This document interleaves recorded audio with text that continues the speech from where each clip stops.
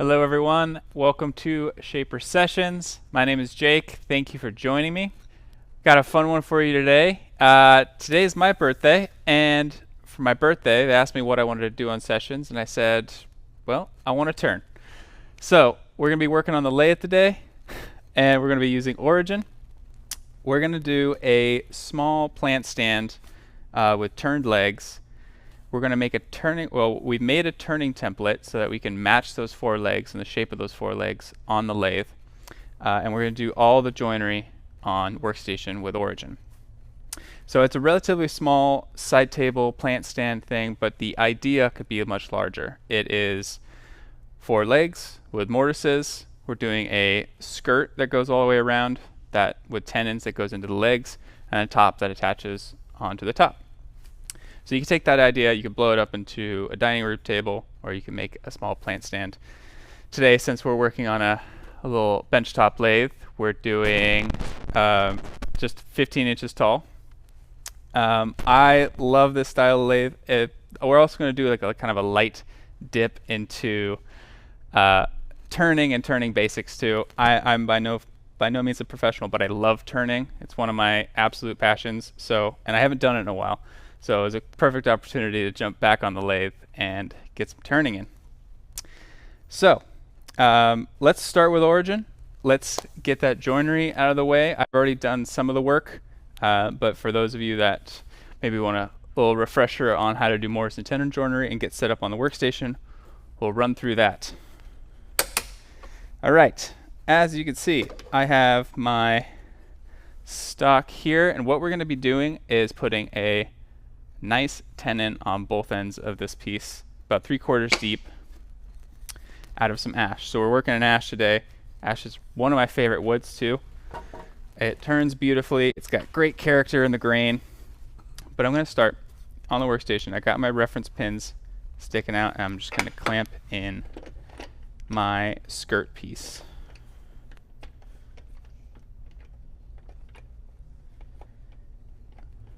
No. All right.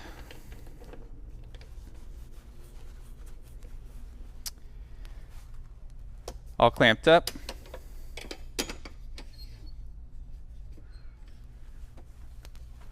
And again, I'll show it down here. This is the tenon that we're going to be doing. Kind of a long, flat tenon. And it's going to mortise into, I'll give it away early, this is one of the legs. So we're doing 4 of these legs. We got the mortises in the top section right there. So that's what we're going to be doing next. All right. For this one, I'll go, since it's nice and easy, I'm going to scan it in, and I'm going to show the grid process and using the file that I built for this particular tenon, which has a custom anchor point in it, which I'll go over. It makes aligning this piece super, super easy compared to now with custom anchor points. I can align the actual shape directly to my material versus the, how do I describe this? The pocket space around a tenon. I'll go more into detail when I pull up the file. But custom anchor points makes this an absolute breeze. Doing a simple grid, 2 off the front, 1 off the left-hand side, and pulling in our tenon.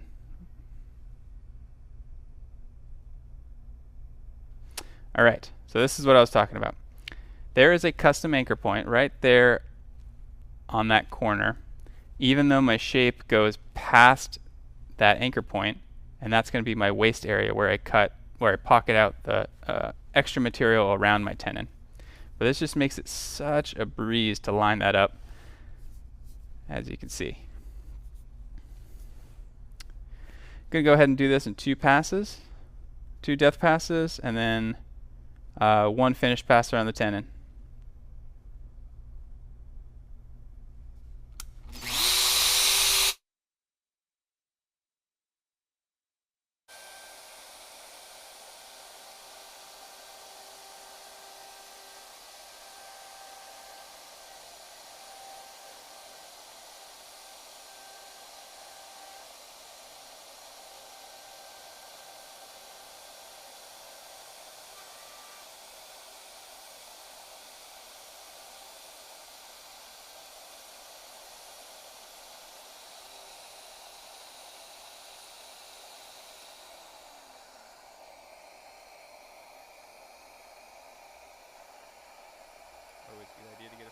touch in there.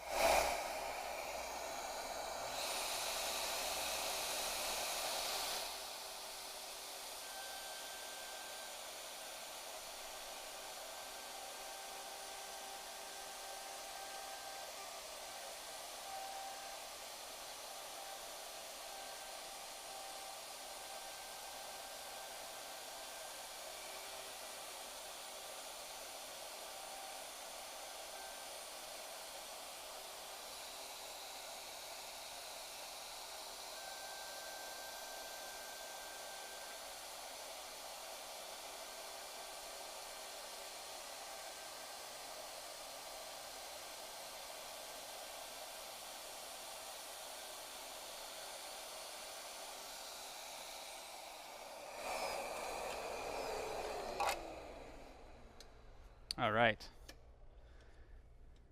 Sorry about the silence for right there. I don't want the tool to be too loud in everyone's ears. First one is cut. And what's nice is I'm just going to flip this. Everything's already set up for me to do my opposing side. Bada bing.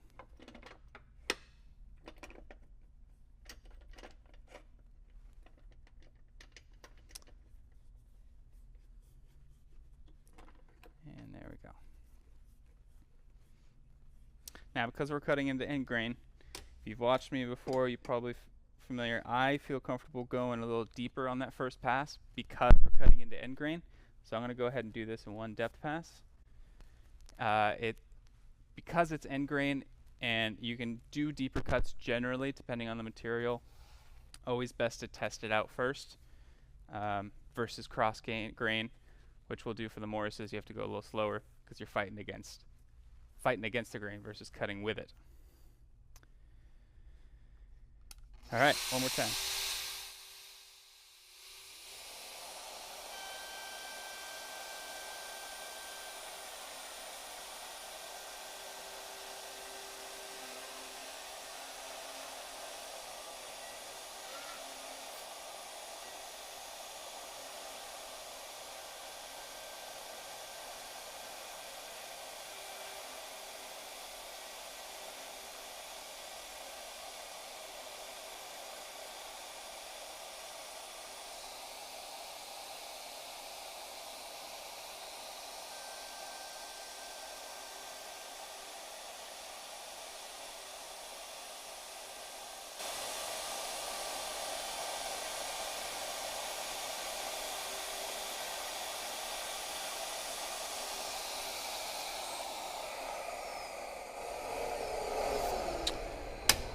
Boom.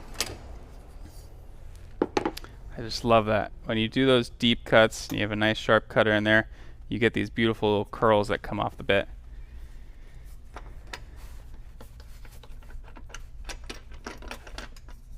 All right, there's our finished part. And the last of our skirt. Let's move on to the mortise side of our leg. What's cool is we can do all the technical bits, i.e. mortise, tenons, on tool while our material is nice and square and easy to clamp and reference. And then from there, we head to the lathe, which is, fun and free form. All right. I'm bringing my clamping face up to the top level.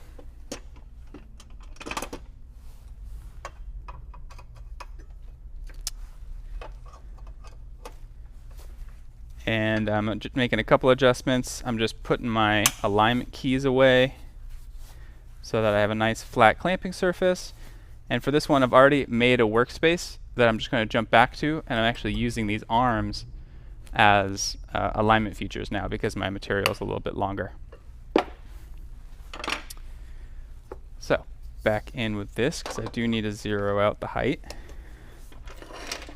And I'll move my clamps around. These clamps are really, really great, very versatile for like a wide variety of thicknesses. Another thing I went ahead and did is just for my own clarity, I drew little circles where I'm going to have my mortises. It's going to make things a lot easier So I'm going to do this side this way, and then I'm going to rotate and actually do the other on the opposing side, just so that I keep my, instead of cutting a mortise out here, my mortise will be against the clamping face. That just seemed like the better route, mainly so I wasn't applying clamp pressure right where I'm cutting my mortise, because it's kind of close to the edge. I didn't want to warp that wood, influence that wood at all. All right, clamp these guys in place. Pressing firmly up and over to the left on this particular, on this one.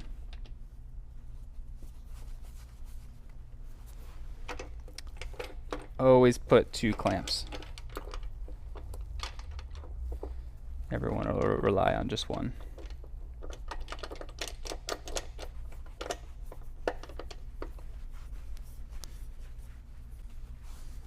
Cool. I could have also done this on the shelf using some double-sided tape. No particular, it's one way or another. Both are just fine.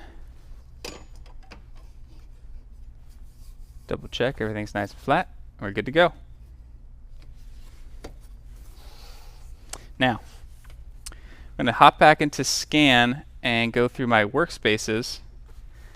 And I named them, so they're nice and easy. I'm going to grab the turn stool mortise left. And there you go. See, in designing the file, I went ahead and just made a guide that was the width of my leg, or the width of my leg. I made it easier. There's also a custom anchor point up there in the top left to make alignment super duper easy. Okay, again, I'm going to do this in 2 depth passes, 1 finish pass, and go into a negative offset to dial in my fit. And for this, I like to make it real easy on myself, so I'm going to go a little deeper, 0.76, since my tenons are 0.75. And I just use the onboard calculator, divide that by 2, and splitting this cut into 2 cuts.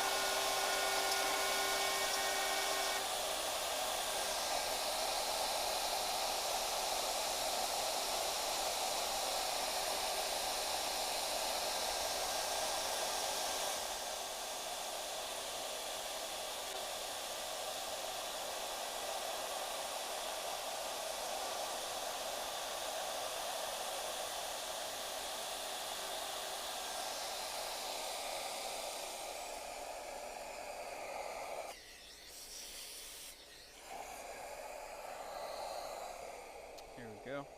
Now I put a negative 0.04 of an inch offset on there, so I made that whole 0.04 of an inch bigger on all sides, and that's to account for wood being wood, and have these fit together with a nice level of friction fit, but still enough room for me to get it in and out, and also a little room for glue. So I'm quite happy with that. When it's nice and squeaky, it's a good thing. All right, we're going to do the same thing on the opposite side. And then for the fun part, we go to the lathe. I noticed the the session studio it was time for a bit of a deep clean. We needed to get all the sawdust out from all the areas, so I figured why not double down and really just cover this whole place in sawdust. As you'll see, turning is a messy business.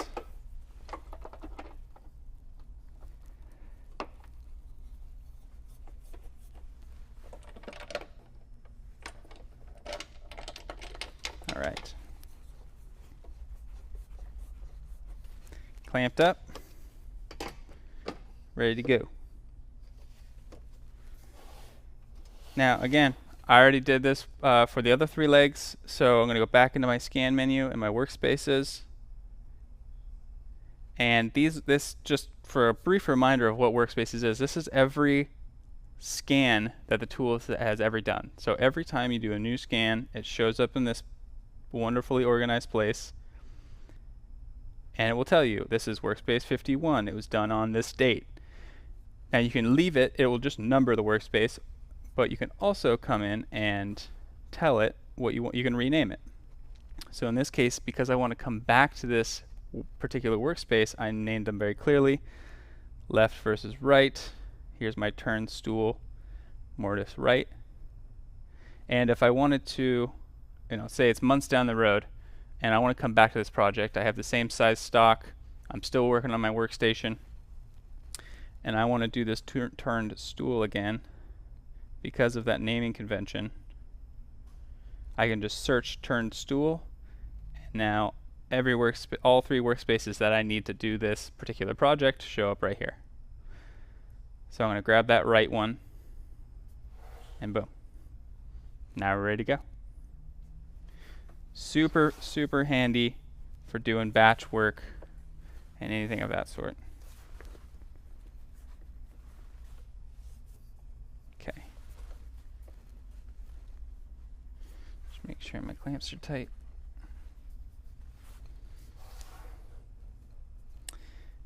And do a little Z-touch.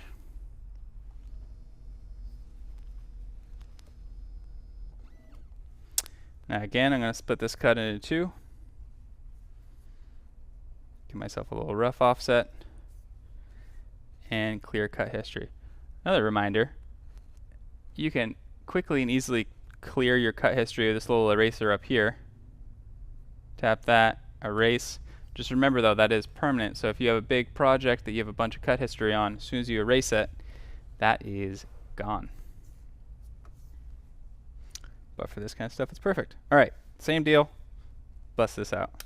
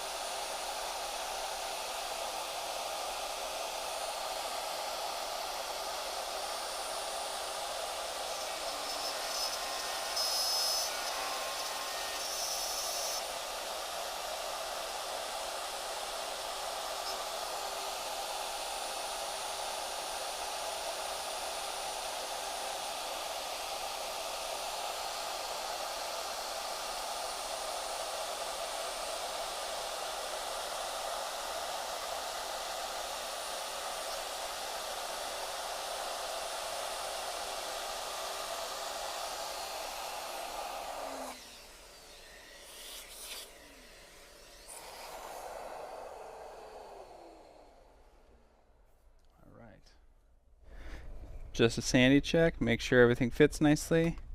Perfect. So satisfying. Just that perfect level of friction, maybe a light tap with the mallet, and it'll all come together beautifully.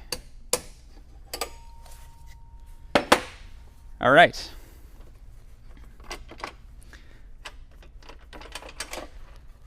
So now we have all of the fine detail, all of the mechanical bits done on our stool. Now we're going to turn a square peg round. Alright, so I've gone ahead and marked the center of both of my edges, and I am going to line them up on my lathe.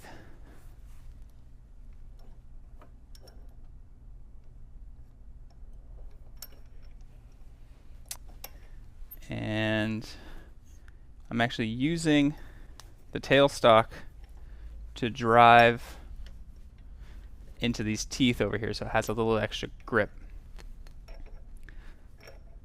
Just lightly, just so it doesn't slip around. And what's nice too is both the top and bottom edge are both going to be hidden, you know, this is the bottom of the stool leg. This will be covered by the top, so I'm not worried about those little indents that I'm making. But there are options out there. You can use a 4-jaw chuck to hold something up, so you don't have those pinhole marks. There is a plethora of options of work holding for lathes. And I'm going to lock that down.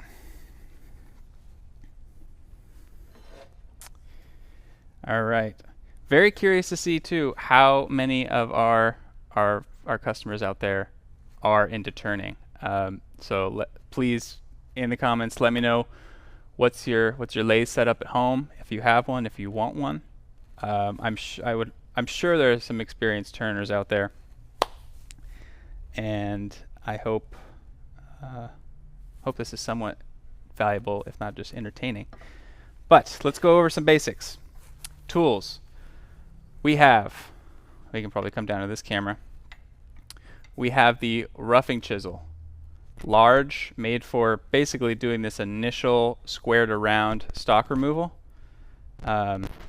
Although this is actually one of my favorite tools because of its larger surface area, it helps getting long straightaways nice and smooth versus some of the finer detailed tools like spindle gouge, which is my second favorite tool. I'll go to the bench down here. So that is a beveled fingernail gouge, spindle gouge. Great tool. Something to be aware of is you have to, and we'll go over this more when we start, but you have to basically point this in the direction that you want to go. If you are looking for something that's a little bit more, I don't know, maybe straightforward is the word. This is a carbide insert tool from Easy Wood Tools, and it produces a really fantastic finish, but the interesting part about it is you basically just introduce the bit into the material. Versus having to twist one way or another or really worry about your angle so much, you just stay flat and you introduce the tool to the material. And I'll show that down here. What's nice is that instead of sharpening, it's a totally replaceable carbide tip. And you can see instead of rounded, it is a squared off stock, so you rest that, you ride along that edge instead of twisting side to side. Other tools I'm going to be using today are a parting tool. This is a standard parting tool. There's also a thin parting tool.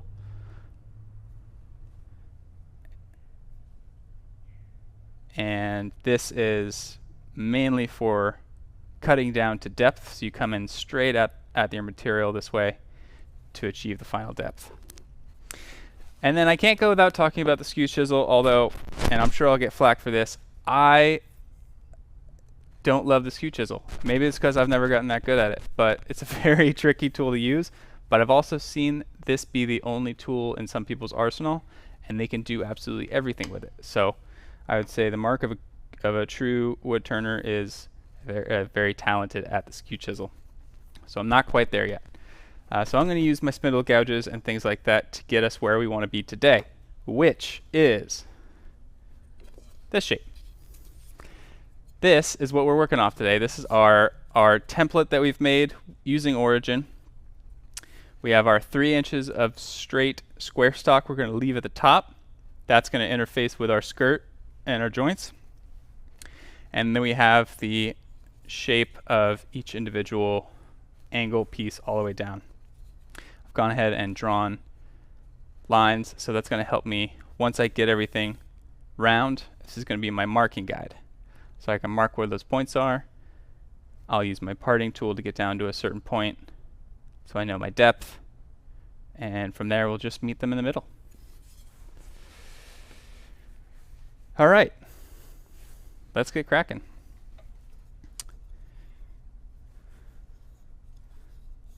All right, I'm going to switch foam glasses to a face mask. These chips like to come right at your face on the lathe. Hopefully this doesn't sound too weird. A little bit in a fishbowl. Okay. I'm going to start off by roughing out my material to be round.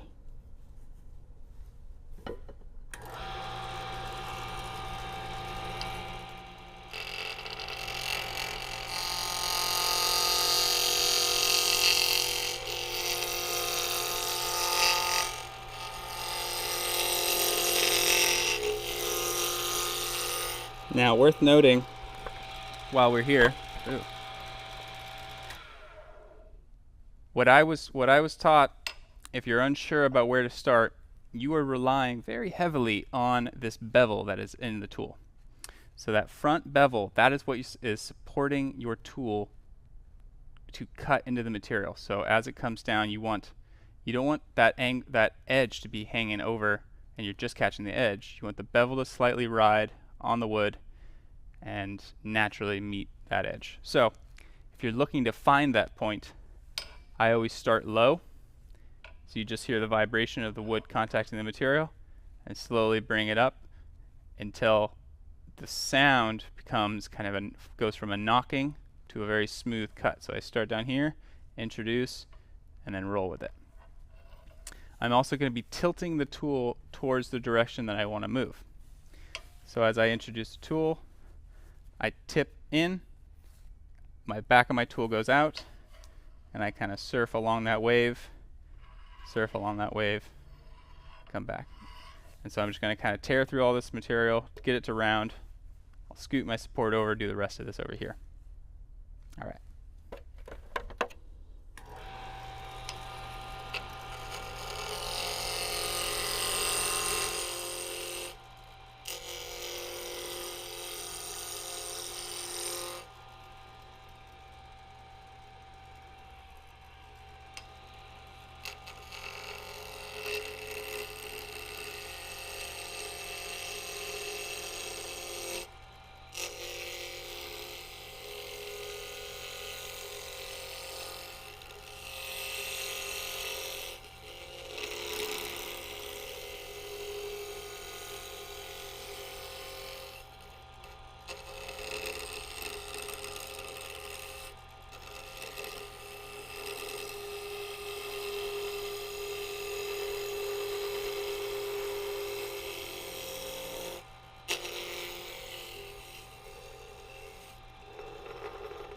Getting close. So much of turning is just how it sounds and how it feels. Without having to turn the tool off, you kind of tell that there are no longer flat spots. Maybe one small flat spot there, so you got to keep going. I'm also looking to get this transition consistent with the other ones, but I'm not going to be able to get it with this large of a spindle, or this large of a gouge. I'm going to have to move to my fingernail gouge for that.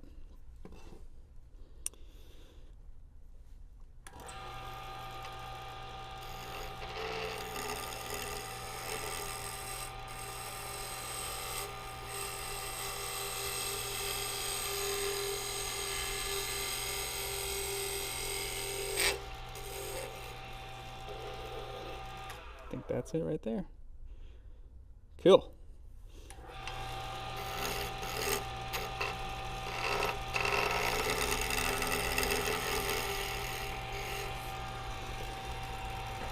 Move over to our fingernail gouge.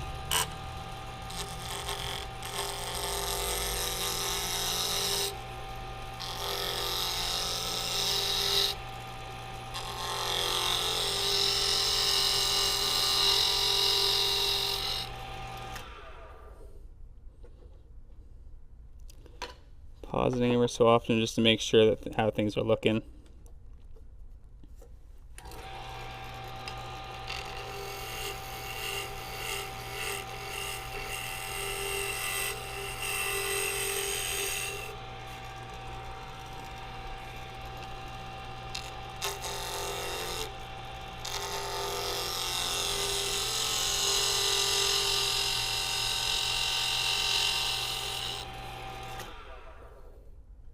There we go.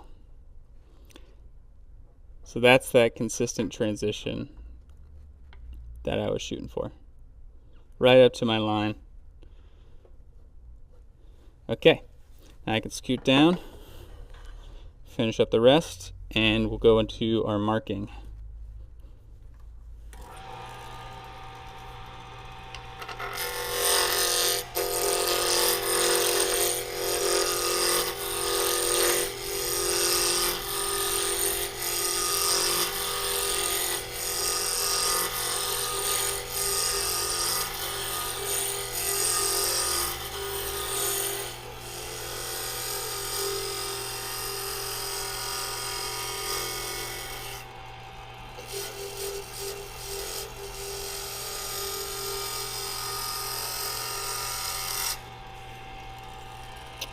See what I meant about the mess.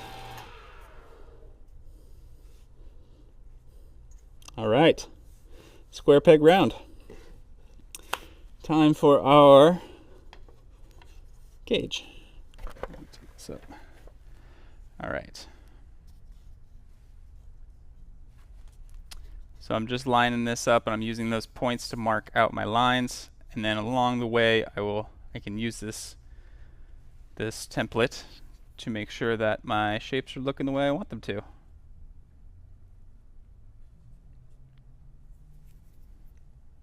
Now I'm just putting little marks at the junctures of each of those points.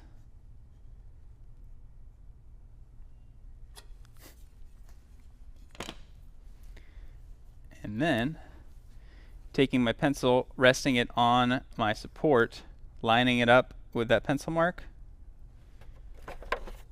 just briefly turning it on. Boom.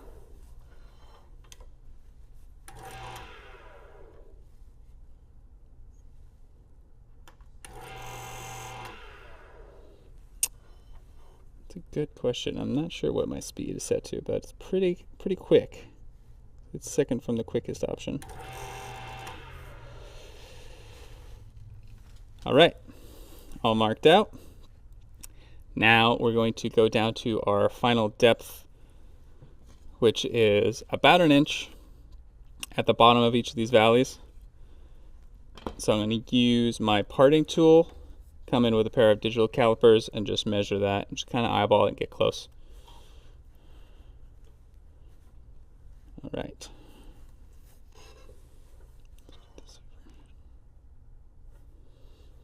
Parting tools are an interesting one because you really have to stay dead straight as you introduce it, because you're kind of creating this alleyway for the tool to come down into. So I'm just centering my tool on my marking.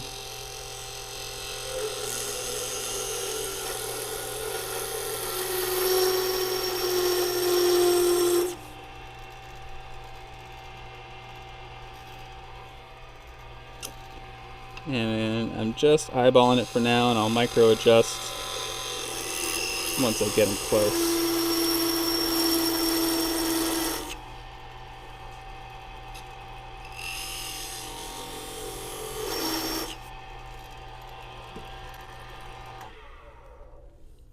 A lot of friction builds up in that too, so you can actually smell it. And for smaller parting, that's when this slim parting tool comes in handy. If you want to basically have a smaller kerf, you would use something like this, either to cut. It makes cutting the top or bottom off of your piece afterwards much easier. Measure this.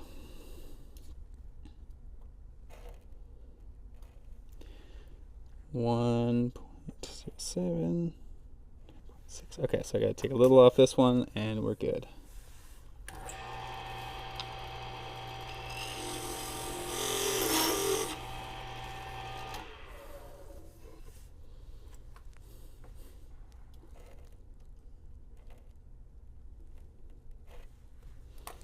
A little bit more.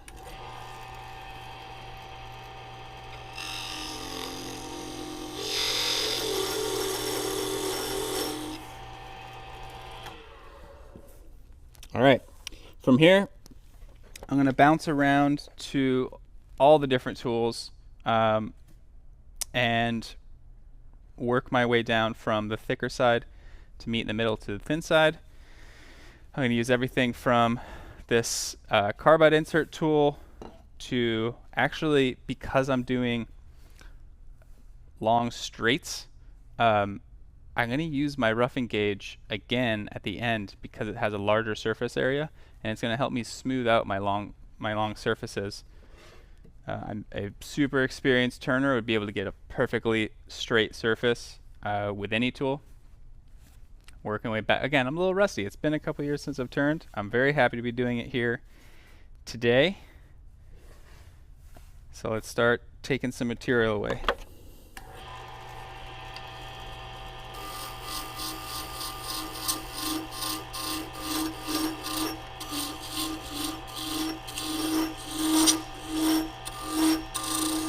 Another key tip is you always work from the high point to the low point. So you never go from a low point up, because you're essentially, it's like very similar to climb cutting. That's when it's going to grab, that's when you're going to chip. So you want to start high and work your way down. So for something like this, I'm going to start out and roll my way in.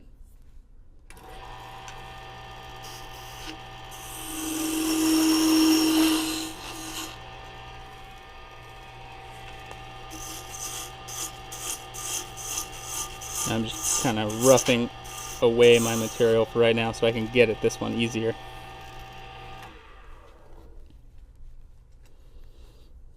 I just want to give myself another center mark.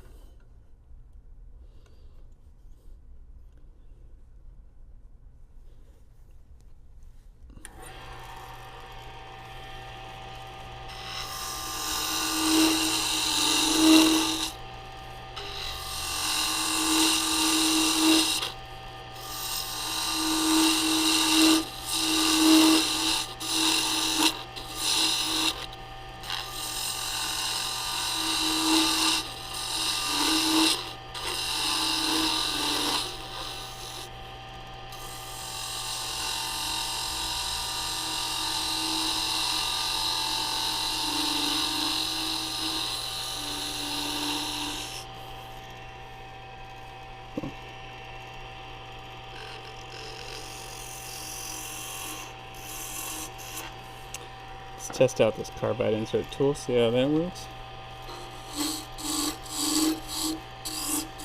It feels like I can really go in any direction with this one because I'm not steering it. I'm not tilting it one way or the other, I'm just keeping it flat.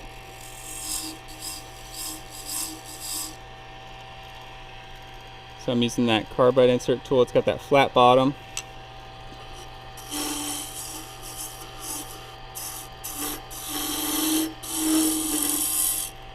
I can tell I'm going to get lost with this one and just remove too much material too quickly, but it is a beautiful finishing tool.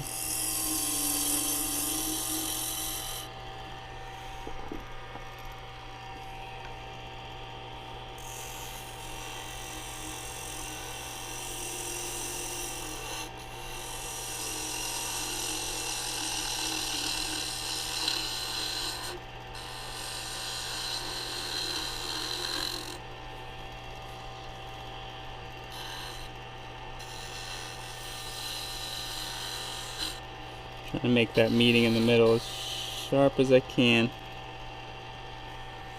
And if I'm unhappy with the surface, like this first one, I feel like that was nice and straight, but this may be slightly more rounded than I'm looking for.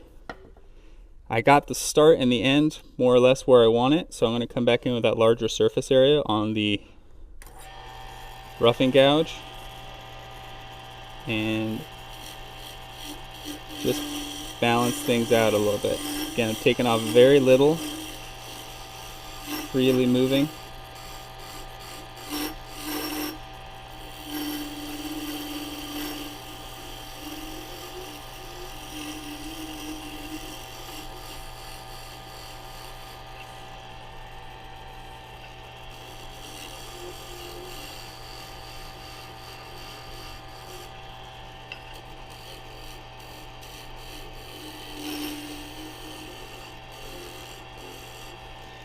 Now, I may be cutting here, but I'm actually looking at that top surface.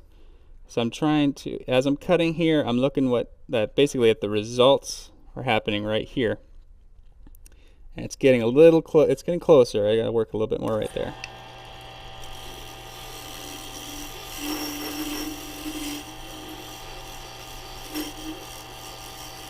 You know what's great about turning too? Is you could be terrible at turning, but as long as you're patient and have a lot of sandpaper, you'll figure it out. All our mistakes can be hidden with a little bit of sandpaper at the end. I'm gonna keep going. Back in with, it's kind of fun to jump around between tools.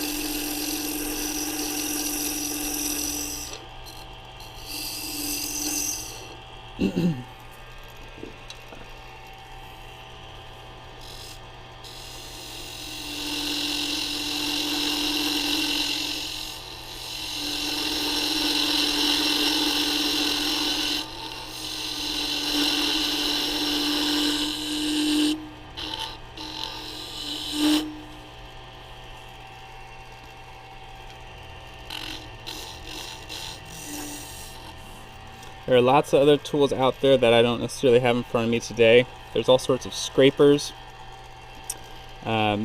Differences between scrapers versus chisels.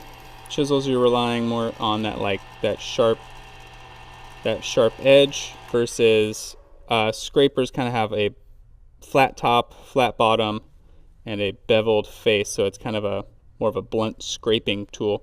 But what's nice about those is if you're doing these large straightaways, you can use that front straight edge to kind of keep that line straight. But like in the name, it scrapes versus cuts. So it might not get the best finish off of it. Depends on how sharp it is.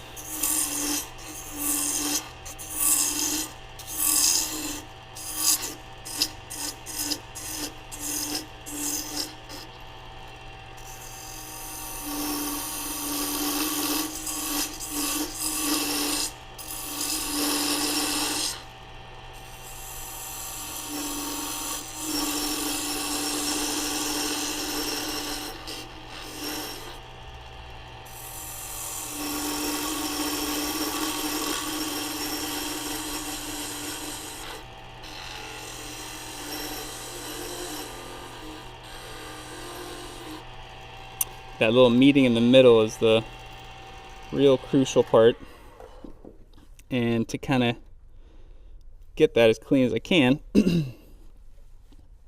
I'm rotating the tool almost to a point where it cancels out. So I'm cutting at an angle, and as I come to that middle point, I'm almost turned completely. And so I fold over that last bit of material.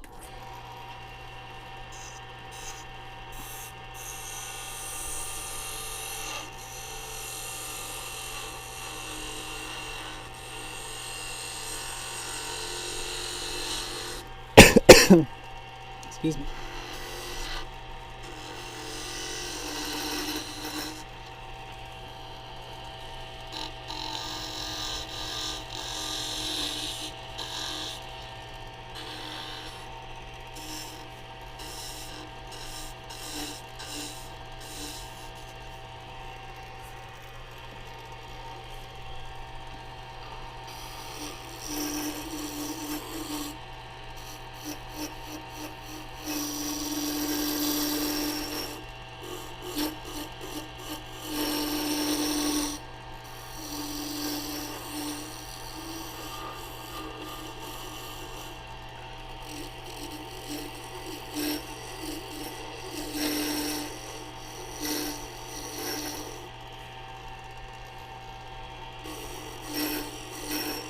always important to remember that you're working on a larger thing than just one tiny little area. It's super easy to get sucked into it. Take a step back, take a breath, try not to inhale a chunk of wood like I just did.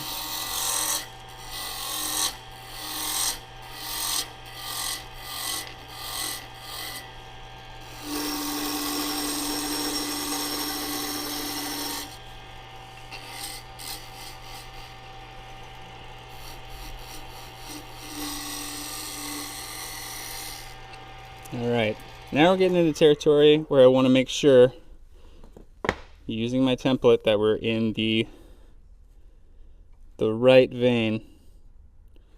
So it's looking good.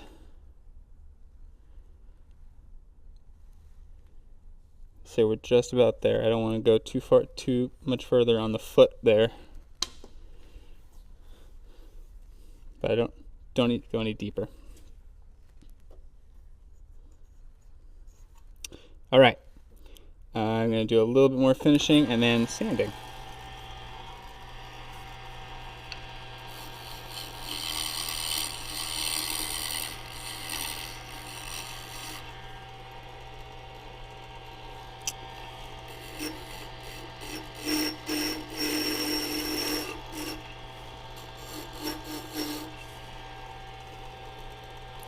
The more I can do here now with a chisel is going to be a lot faster than doing anything with sandpaper.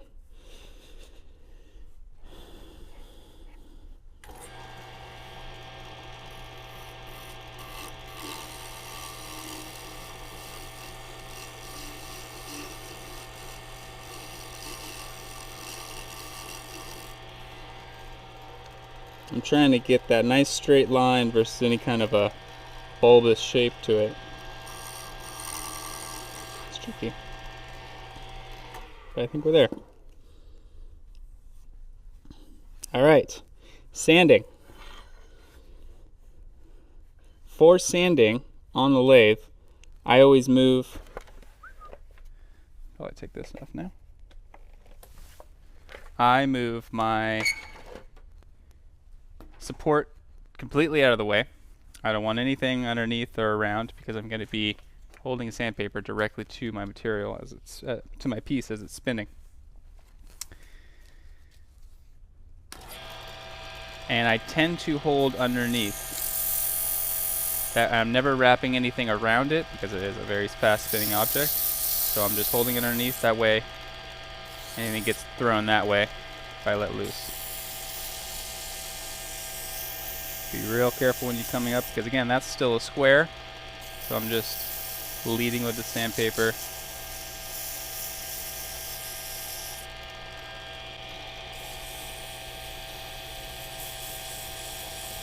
Not pressing very hard either. One, because it'll get so hot that you burn your finger. Two, it's spinning fast enough. We're just letting the grit do the work just to even things out here.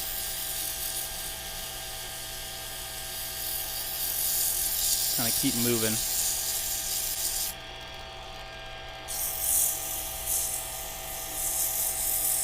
Starting with a 120 just to soften any bumps that my rustiness may have left behind.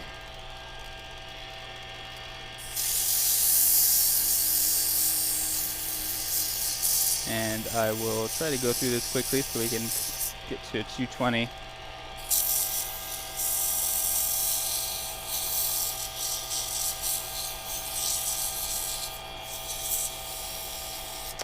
Nice thing too is when you're putting finish, depending on the type of finish you're using, there's a lot of finishes out there for turning that, whether it be a block of beeswax or other kind of hard waxes, where you can hold that block of wax directly to the spinning object, and just the sheer friction melts the wax really, really nicely into the wood grain. And then using a rag, and again, friction, buff off any excess. Kind of a magical finishing process.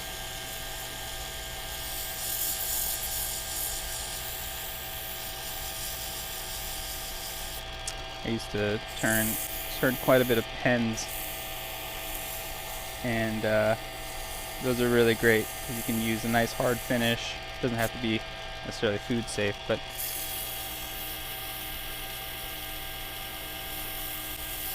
for this, since we're making a stool, we'll finish everything together off of the lathe.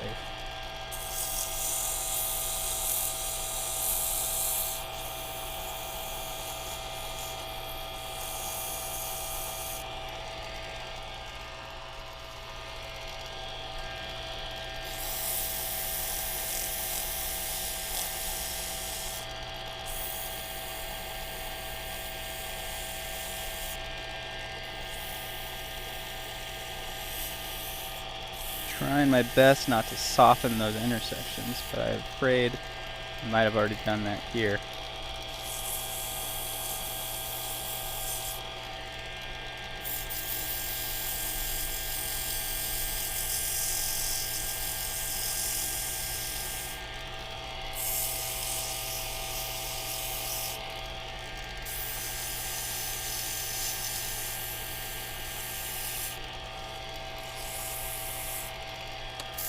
All right, last quick one with 220, and we are done. Right on. Voila. 4 legs all turn the same thanks to our handy turning template. And we can pull this off.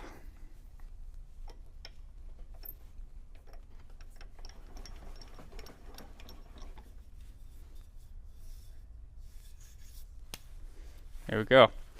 Move origin out of the way. We can assemble this. But it's really great to be able to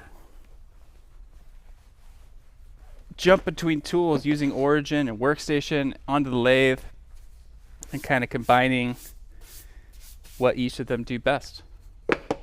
Beautiful, tight, precise joinery, turning round shapes, and have them come together in such a way.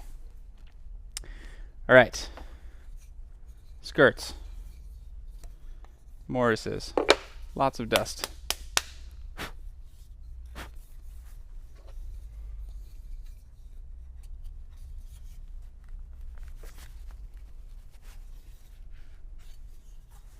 Grab my mallet. It's coming in a little sideways. There we go.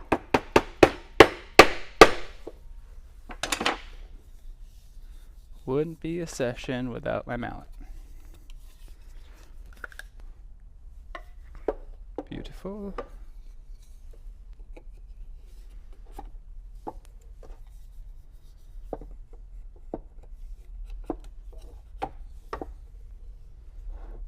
Oh, well, I did that wrong. Maybe I can get it to work.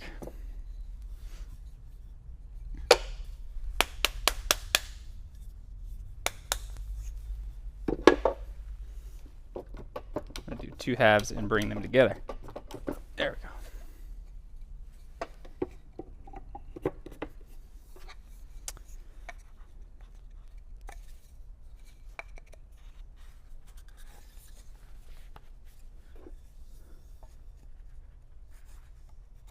All right. Boom, snap fit joinery. And a final move. Voila. Now, I may have assembled this, but I can still take it apart. If I decided at any point that I wanted to do some more decorative elements on the skirt, I could throw this back into workstation on the shelf and cut some radiuses in there or do a decorative engraving. But there we go. Thanks to, oh, hold on, I got the finishing touches. Voila. All right. Thank you everyone for joining me for watching Origin and in combination with a lathe, making turning templates, doing mortise and tenon joinery. It's been a pleasure. As always, join us next time. Thank you again for joining tonight, and take care.